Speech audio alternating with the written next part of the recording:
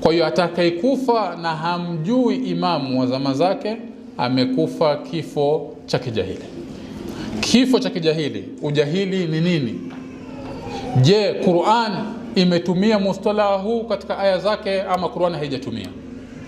Tukirudia, Qur'an imetumia mustalah wa jahiliya takriban mara ngapi? Mara 4. Kando na kutumia mushtakat za kalima ya jahl,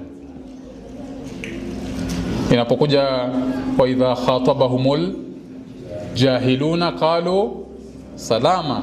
Jahilun ndio hiyo mwisho ni jahiliya, lakini hapa tumekuja kwa namna ya jahilun. Kwa hiyo ni mushtaq wa jahl.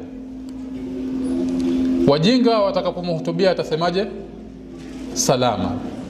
Lakini ayat zimekuja kuzungumzia jahiliya.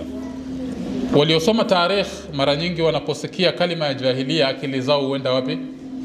Zama za kabla ya kutumilizwa nani?